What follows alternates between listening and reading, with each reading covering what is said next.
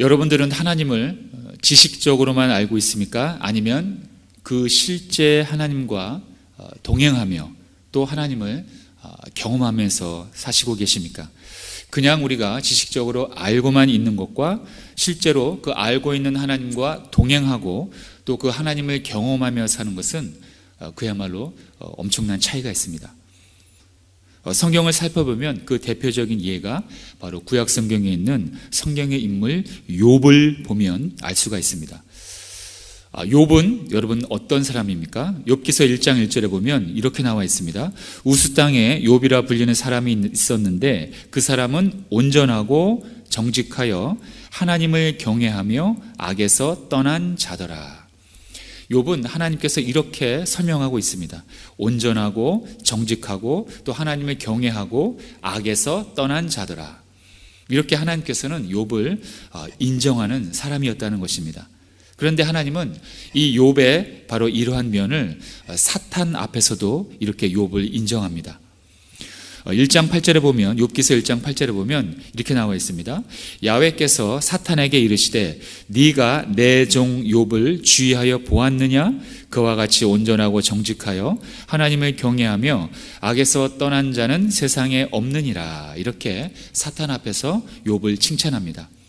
그러나 사탄은 하나님께 이 소리를 듣자마자 곧바로 참소, 즉 이간질을 하기 시작합니다.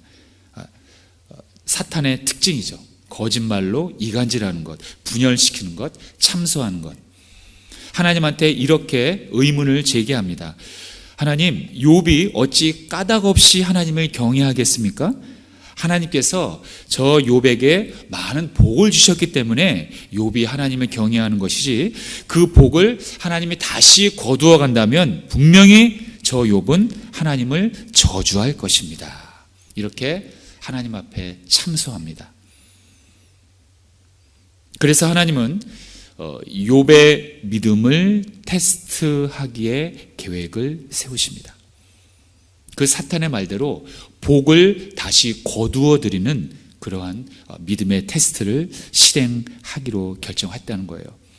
그래서 하나님은 그 사탄을 이용해서 욥의 사랑하는 그 자녀들, 그리고 욥이 그동안 모아왔던 재산, 그리고 급기야는 욥의 온 몸에 종기가 나는 그러한 신체적 고난까지 당하게 하십니다. 그야말로 욥은 자기의 사랑하는 그러한 자녀를 다 잃고 또 아내로부터 또 모멸감을 당하고 또 재산도 다 없어지는 그야말로 끔찍한 고난을 당하게 됩니다. 거기에다가 온몸에 발끝부터 정수리까지 온몸에 종기가 나서 그야말로 기왓장으로 몸을 긁을 수밖에 없는 그러한 처참한 지경에 이르게 되었다는 것입니다. 욥기서를 읽어보면 욥은 그 고난에 대하여 절규합니다. 그리고 친구들과 함께 또 논쟁을 벌이기도 합니다. 그러나 결론적으로 어떻게 됩니까?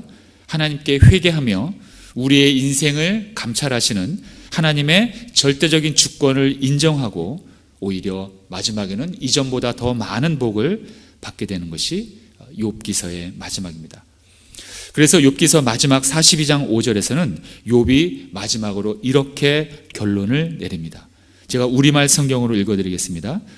내가 주에 대해 지금까지는 내 귀로만 들었는데 이제 내 눈으로 주를 보게 됐습니다.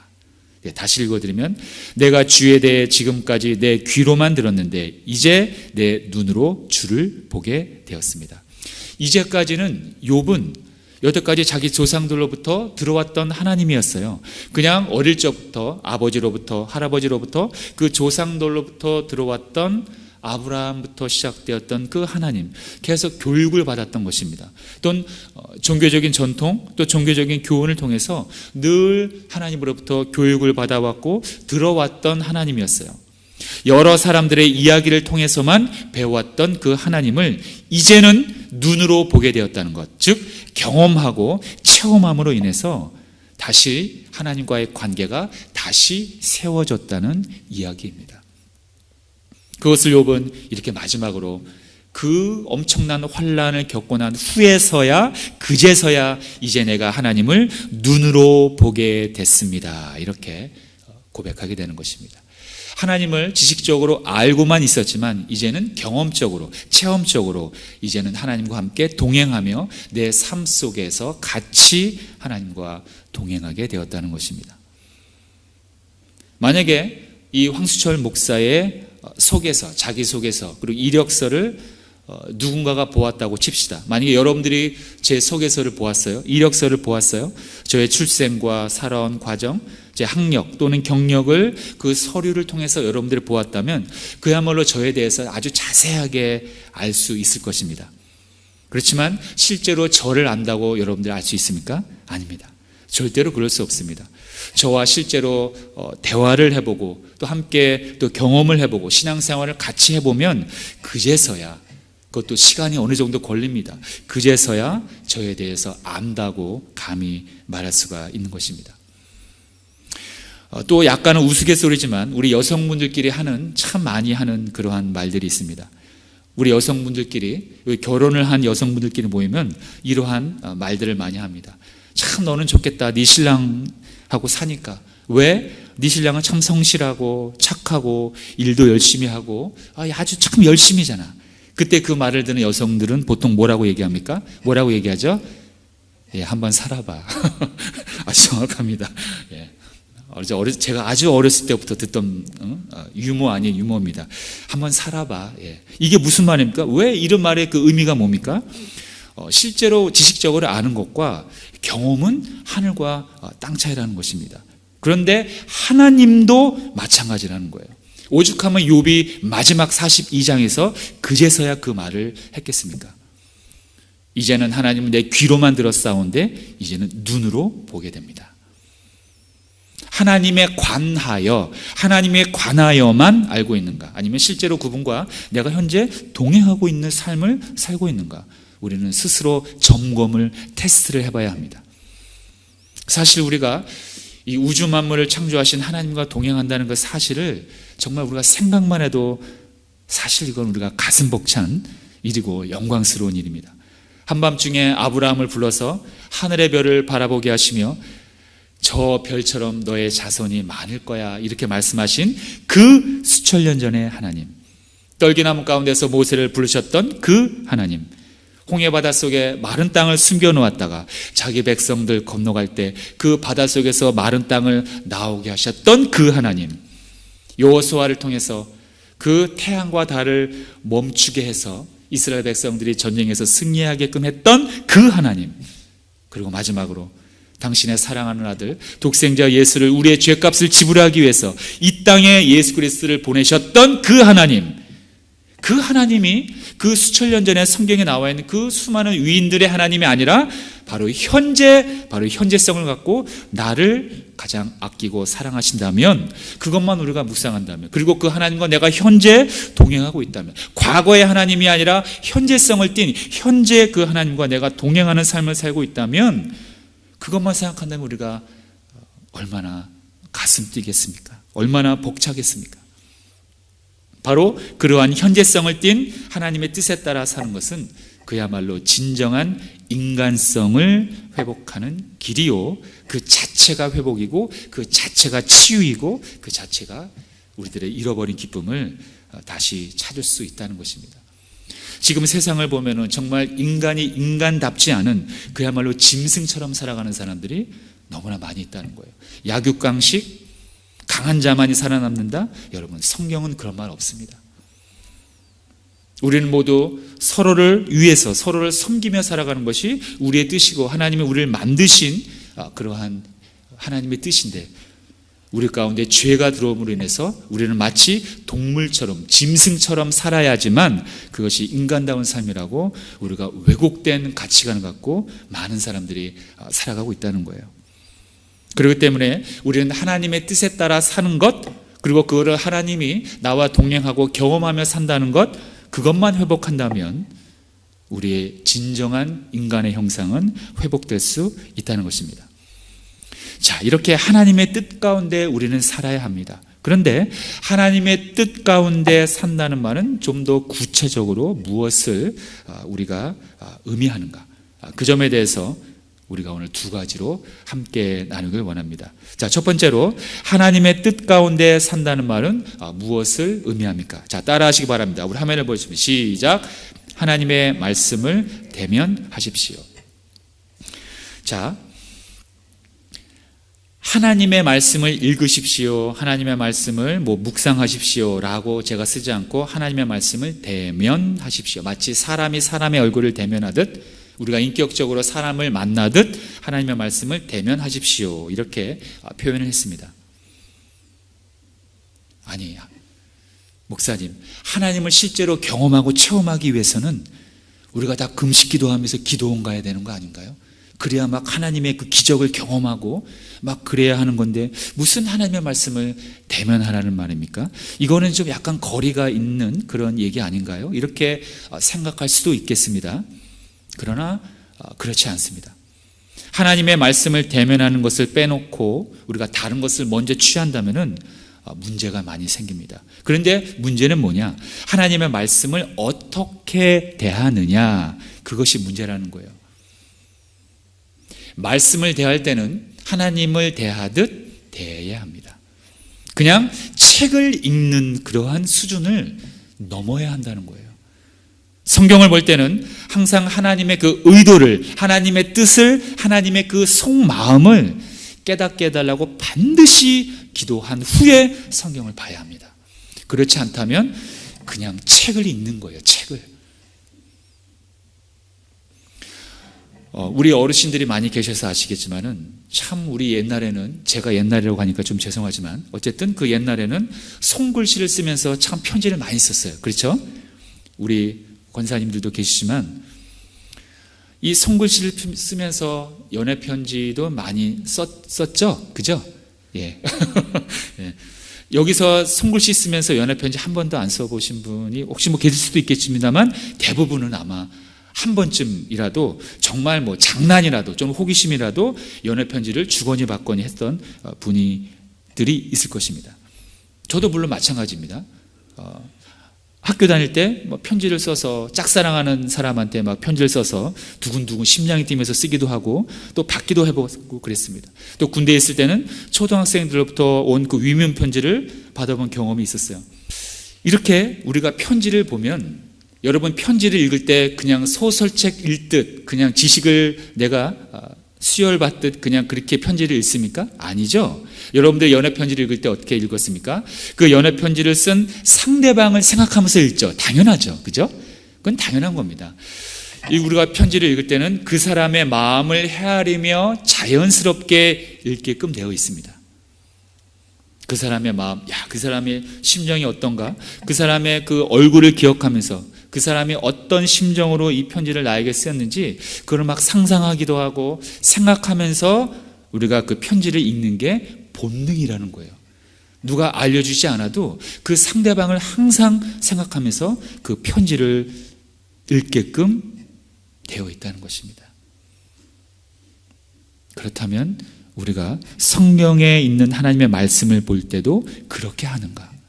우리가 마치 사람들로부터 그 편지를 받을 때, 그 편지를 읽을 때 그 사람을 생각하면서 편지를 읽듯 우리가 성경을 볼 때도 하나님의 마음이 어떤가, 하나님의 그 절절한 우리를 향한 마음이 어떤가, 그 애절한 마음을 향하고 있는가, 바라고 있는가, 그거를 우리가 점검해 보자라는 것입니다. 하나님의 말씀, 성경도 마찬가지라는 거예요. 그냥 텍스트, 글자가 아니라 하나님의 신격, 하나님의 권위, 하나님의 마음, 그 자체와 동일시가 되어야 한다는 거예요. 요한복음 1장 1절에 바로 그 말씀이 쓰여져 있습니다. 태초에 말씀이 계시니라. 이 말씀이 하나님과 함께 계셨으니 이 말씀은 곧 누구시라? 그렇죠. 이 말씀은 곧 하나님이시니라. 다시 한번요. 태초에 말씀이 계시니라. 이 말씀이 하나님과 함께 계셨으니 이 말씀은 곧 하나님이시니라. 이 성경에 나와 있는 모든 글자들은 단순히 글자가, 텍스트가 아니라는 것입니다. 그 이상의 엄청난 권위와 하나님의 신격이 그와 함께 동반되어 있다는 것입니다.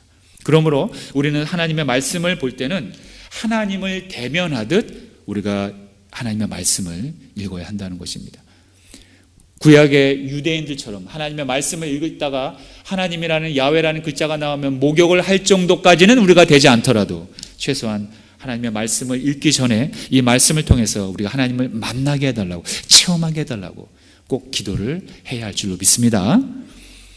자, 성경의 말씀들이 곧 하나님이시라면 말씀을 볼 때 우리는 그 속에서 하나님을 당연히 만나고 체험하는 게 정상입니다.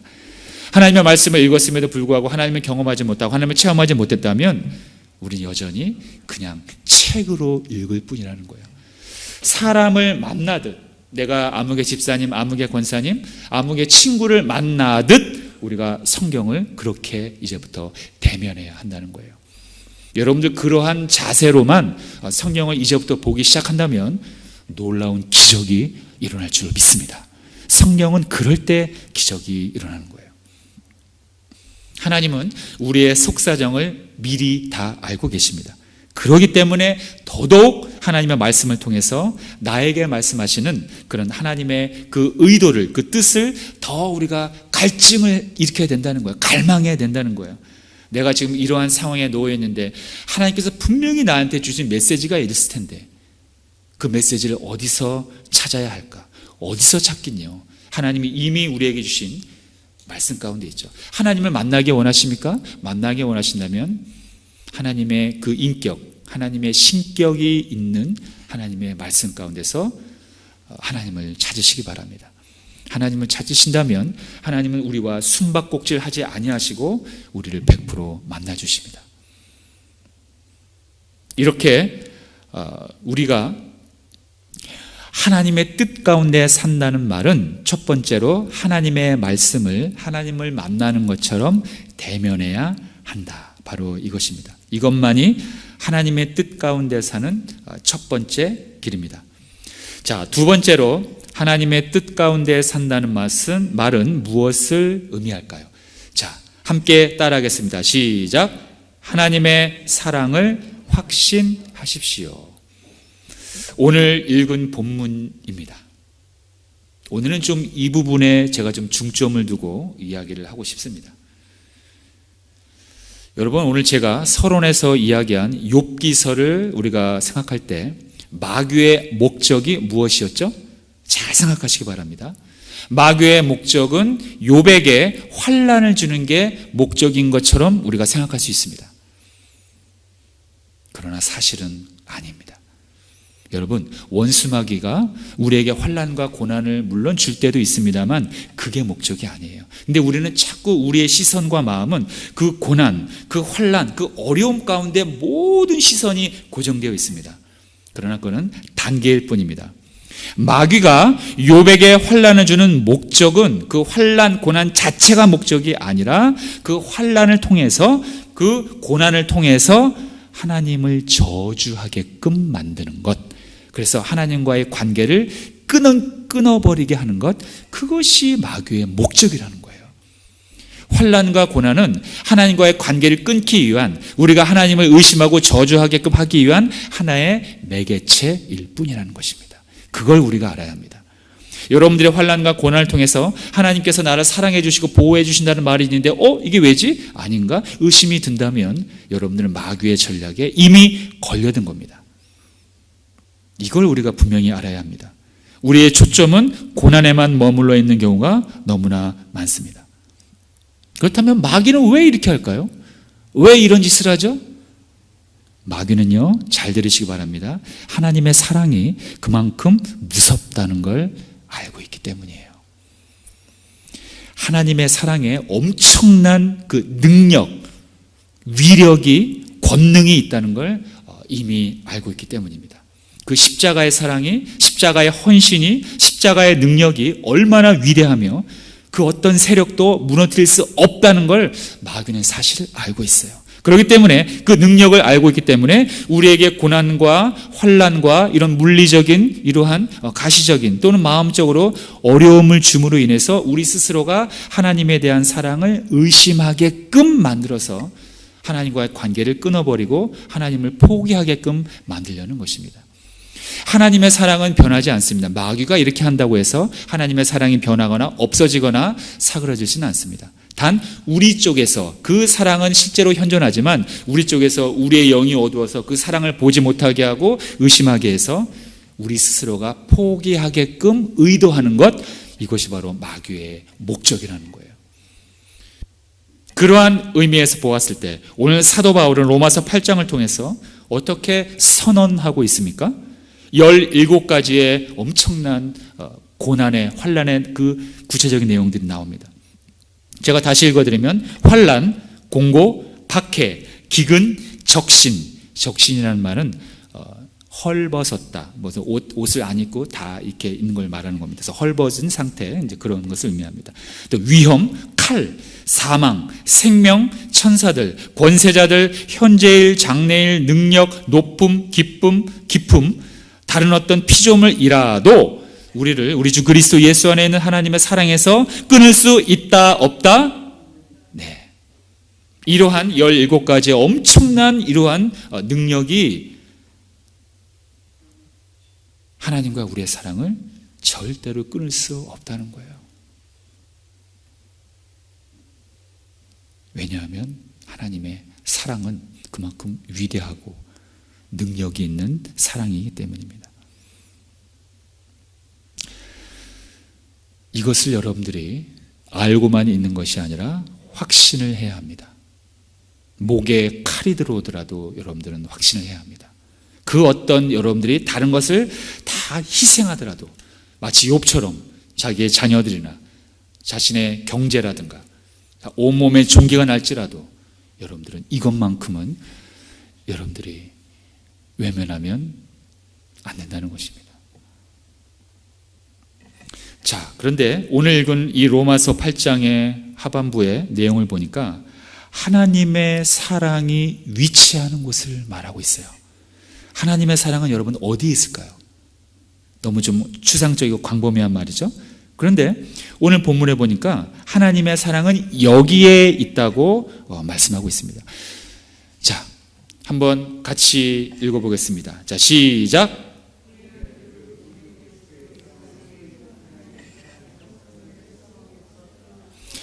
자, 하나님의 사랑이 어디에 있다고요? 자, 정답은 빨간색. 자, 다시 하나님의 사랑이 어디 있다고요? 예. 너무 쉽죠? 네, 정답은 빨간색입니다. 자, 하나님의 사랑은 그리스도 예수 안에 있다고 오늘 말하고 있는 것입니다. 굉장히 중요한 성경의 핵심, 복음 중의 복음, 놀라운 하나님의 지혜입니다. 하나님의 사랑은요, 여러분, 바로 이렇게 십자가라는 그릇 안에 잘 담겨져 있었던 거예요. 하나님의 사랑은 바로 그리스도 예수, 즉 십자가 안에 하나님의 사랑이 뚜렷한 증거로 우리에게 보여주시고 우리가 체험케 하셨다는 것입니다. 죽음을 이긴 십자가의 능력이 우리를 하나님과의 관계에서 영원하도록 하나님이 만들어 주셨다는 거예요. 여러분, 이래도 하나님과의 사랑을 확신하지 못한다면 그것은 말이 안 된다는 거예요. 도대체 하나님의 사랑은 어디에 있습니까? 하나님, 오늘 로마서를 보니까 이러이러한 17가지의 많은 핍박과 환난과 공고의 내용들이 나와 있는데 내가 이 중에 지금 걸려들었습니다. 내가 지금 박해를 받고 있습니다. 내가 지금 헐벗고 있습니다. 내가 지금 위험을 당하고 있습니다. 환난을 당하고 있습니다. 나의 생명의 위협을 당하고 있습니다. 내가 사망의 그 엄습한 그림자가 나를 괴롭히고 있습니다. 내 현재일, 장래일, 이 모든 것이 불안하고 두렵습니다. 이러한 어려움 가운데 그냥 죽고 싶을 뿐입니다. 도대체 하나님의 사랑은 어디에 있습니까? 어디에 있긴요? 예수 그리스도 십자가 안에 있으죠. 십자가는 도대체 무엇을 의미합니까? 그렇다면 무엇을 의미하긴요? 내가 이기지 못하는 그 죽음을 이겨놓았다는 것입니다. 여러분, 제가 자주 인용하는 말씀입니다만 우린 절대로 죄를 이길 수가 없습니다. 우리는 죄의 노예입니다. 죄를 이기지 못하기 때문에 우리는 영원한 죄의 노예예요. 노예로 살아갈 수밖에 없는 것이 우리의 운명이라는 거예요. 하나님께서 모세를 통해서 율법을 주었습니다. 그리고 이렇게 말했습니다. 내가 이러한 율법을 줬다. 10계명을 줬다. 이거 지키면 내 백성 되는 거야. 그런데 모세의 백성들이, 이스라엘 백성들이 그거 지켰습니까? 못 지켰기 때문에 하나님이 이스라엘을 지도상에서 없애버린 거예요. 아수르와 바벨론이라는 나라를 강대국을 통해서 이스라엘을 완전히 망하게 만든 겁니다. 왜? 율법을 지키지 못했기 때문에. 죄의 노예가 되었어요. 여전히 우상을 숭배했어요. 이것이 우리의 자화상이라는 거예요. 왜? 우리는 죄의 노예가 이미 되었기 때문입니다. 우리 스스로는 죄를 이길 수 없기 때문에 하나님께서 두 번째 새로운 새 계명, 새 약속을 주셨습니다. 그것은 우리가 뭘 어떻게 하면 하나님의 백성이 되는 게 아니라 하나님이 이 땅에 친히 내려오셔서 우리가 이기지 못하는 것을 대신 이겨주셨다는 거예요. 그리고 그 사실을 우리는 믿기만 하면 우리도 이긴 것처럼 해주마. 이것이 하나님의 놀라운 섭리라는 것입니다. 그러기에 우리가 필요한 것은 오직 하나, 믿음이라는 것입니다. 예수 그리스도의 십자가를 통해서 우리가 이기지 못하는 사망 권세, 죄, 죽음을 이겨놓으신 그 십자가의 능력을 우리는 믿고 그 안으로 들어가 살기를 원하신다면 여러분들은 죄의 노예에서 탈피하여 승리하는 삶을 살 수가 있다는 것입니다. 이것이 복음의 핵심이고 성경이 우리에게 요구하고 있는 진정한 삶이라는 것입니다. 믿는 자라 할지라도 이 원리를 잊어버리고 또 다르게 생각한다면, 또 하나님 밖에서 생활한다면 여전히 우리는 또 죄의 노예로 살아갈 수밖에 없는 것입니다. 하나님의 사랑은 어디 있냐고요? 어디 있긴요? 예수 그리스도의 십자가 안에 이미 담겨져 있는 것입니다. 여러분, 하나님의 사랑을 확신하시기 바랍니다. 오늘 로마서 8장의 하반부에 있는 이 위대한 사도 바울의 선언은 마지막 시대에 우리가 살아갈 때 하나님의 그 사랑을 의심하고 또는 하나님의 존재를 의심하고 또 하나님을 믿는 자들을 조롱하는 저 세상에 있는 지옥으로 걸어가고 있는 저 인간들을 향하여, 그리고 우리를 향하여 하시는 마지막 시대의 위대한 선언이라는 것입니다. 하나님의 사랑이 의심이 들지라도, 의심이 들 때가 온다면, 혹시 그러한 의심이 들 때가 온다면 욥을 기억하시기 바랍니다. 그리고 사도 바울을 기억하셔서 이 로마서 8장의 후반부를 여러분들이 다시 한번 묵상하신다면 하나님의 놀라운 십자가의 사랑을 깨달을 수 있을 것입니다. 하나님은 여러분들의 속사정을 다 알고 계십니다. 요즘 우리가 비대면 예배로 되어 있기 때문에 주일날 요즘은 제한적 예배로 좀 풀려지긴 했습니다만 그래도 의외로 많은 분들이 인터넷으로 예배를 드리고 있습니다. 그런데 그 시간에 자신이 출석하는 교회의 말씀을 듣지 않고 인터넷을 통해서니까 많은 여러 다양한 교회의 목사님들의 설교를 채널을 돌려가면서 우리가 많이 듣게 된다는 거예요. 그것이 나쁘다는 얘기를 하는 것이 아닙니다. 그러나 그렇게 하는 성도님들은 한 가지 잊고 있는 것이 있습니다. 그 화면 속의 목사님들은 여러분들을 모른다는 것입니다. 여러분들을 몰라요. 여러분들의 속사정을 알고 기도해 주시는 목자가 아니라는 것입니다. 그냥 설교를 할 뿐입니다. 우리가 설교를 잘하는 그러한 많은 유명한 목사님들에게서도 은혜를 받을 수 있습니다. 저도 마찬가지입니다. 은혜를 받을 수 있고 성경 지식도 쌓아갈 수는 있지만 그 목자와 그 목사님과 여러분들의 관계가 형성되는 건 아니라는 거예요. 하나님의 역사하심은 물론 매우 다양하지만 거의 대부분은 여러분들의 형편과 기도의 제목을 알고 있는 그런 교회를 통해서 하나님은 역사하십니다. 자, 하나님도 마찬가지입니다. 하나님과의 관계가 형성되지 않고 그냥 하나님을 그냥 설교 잘한 마치 목사님처럼 어떤 하나님으로부터 내가 받을 것을 받기 위해서 하나님을 대하신다면 그것은 하나님을 경험하지 못하는 것이라는 겁니다. 그냥 하나님에 관하여 정보를 쌓아가는 것뿐이지 하나님을 실제로 관계를 맺어서 같이 동행하며 경험하지 못하는 그러한 빈껍데기 신앙생활을 수년 동안 해온다는 거예요. 그래서 저는 꿈이 있습니다. 비전이 있습니다. 그것은 이 여러분들 기억하실지 모르겠지만은 제가 여기 신동탄 교회에 처음 왔을 때부터 선포를 했는데, 이 여의도 순복음 신동탄 교회를 통해서 여러분들이 하나님을 경험하는 것을, 그런 경험하는 삶을 살게끔 인도하는 것이 저희 꿈이라고 얘기한 적이 있습니다. 실제로 하나님을 경험하는 삶을 사는 것이 저의 꿈이기도 하고 또 여러분들의 꿈이어야만 한다는 거예요. 그래서 결론은 뭐냐? 하나님의 영광을 선포하는 삶을 사는 게 여러분들의 삶의 결론이 되어야 합니다. 저는 이러한 꿈을 갖고 살아가고 있습니다. 바로 이러기 위해서는 어떻게 해야 하는가? 바로 오늘 구체적으로 얘기한 것, 첫째, 하나님을 대면하는 것처럼 말씀을 보시고, 둘째, 하나님의 사랑을 그 어떤 일이 있더라도 끝까지 확신하며 흔들리지 말고 사시길 바라겠습니다. 바로 이렇게 살아갈 때 그제서야 우리는 승리를 경험할 수가 있을 것입니다. 욥처럼 말이죠. 자, 기도하겠습니다. 살아계신 하나님 아버지 감사합니다. 오늘도 10월의 셋째 주일로 이렇게 아버지 앞에 나왔습니다. 아버지 하나님, 우리가 살아갈 때 많은 어려움을 겪을 때가 있습니다. 환난이 우리를 엄습합니다. 마치 욥에게 달려들었던 그러한 고난과 어려움들이 우리에게도 닥칠 때가 많이 있습니다. 하나님, 이럴 때 우리는 어떻게 살아야 합니까? 하나님, 이럴 때일수록 더욱더 하나님의 말씀을, 하나님을 대면하듯 우리가 읽고 묵상하고 그 가운데서 나에게 주시는 하나님의 말씀을 찾아야 할 것입니다. 그리고 두 번째로 하나님의 사랑을 우리는 확신해야 합니다.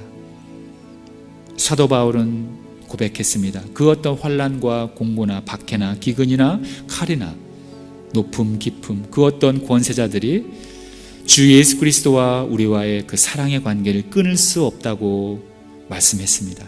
하나님, 이 위대한 선언을 우리가 매 순간순간 위협이 올 때마다 고백하게 하여 주셔서 이 마지막 시대에 살아갈 때 반드시 믿음으로 승리하여 하나님의 영광을 선포하며 살아갈 때 얼마 남지 않은 주님 오시는 그날 착하고 충성된 종아, 내가 이 작은 일에 충성하였으므로 나의 큰 잔치에 참여하리라는 주님의 칭찬을 듣는 우리 모두가 되게 하여 주시옵소서. 예수님의 이름으로 기도하옵나이다. 아멘. 하나님의 사랑을 사모하는 자, 우리 함께 찬송하시죠.